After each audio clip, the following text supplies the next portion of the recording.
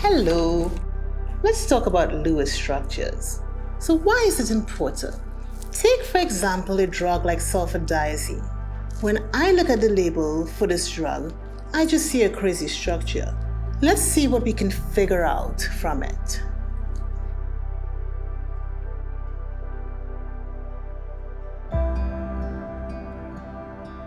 This is a skeletal structure of sulfadiazine. A surprising amount of information is hidden within its structure. First, there's some stuff that isn't shown explicitly. Every join or bend represents a carbon atom. Let's add those in. Every carbon atom must have 4 bonds. So whenever you do not see 4 bonds, you should add in bonded hydrogen atoms to take each carbon up to 4. Note, the carbons here in red already have 4 bonds, so we don't need to add any more. Now that we know where the atoms are, we can write its molecular formula. In this case, there are 10 carbons, 10 hydrogens, 4 nitrogens, 2 oxygens, and 1 sulfur atom. Thus, the molecular formula is C10H10N4SO2. The bond orders in a molecule can also be important. They influence bond length and bond strength.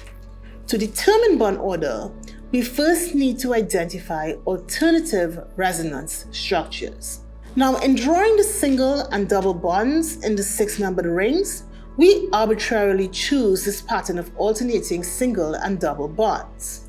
But you can have the alternative single-double structure for the left-hand ring, or you can have the alternative single-double structure for the right-hand ring.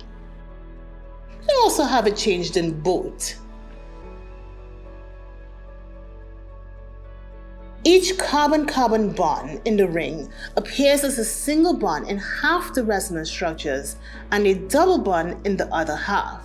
The bond order is therefore an average of 1 and 2 or 1.5.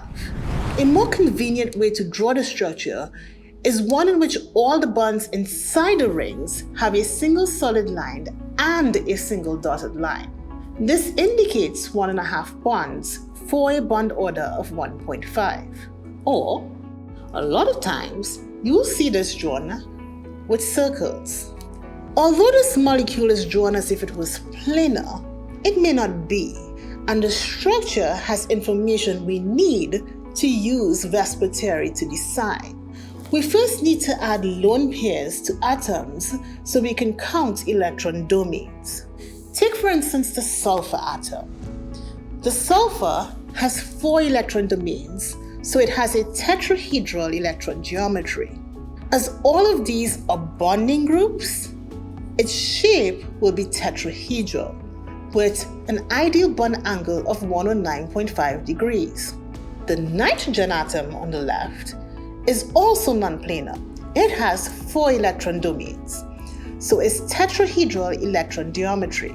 However, as one of these is a lone pair, the shape of the nitrogen will be trigonal pyramidal. The angle would ideally be 109.5 degrees, but as the lone pair is more repulsive, it will actually be smaller, about 107 degrees.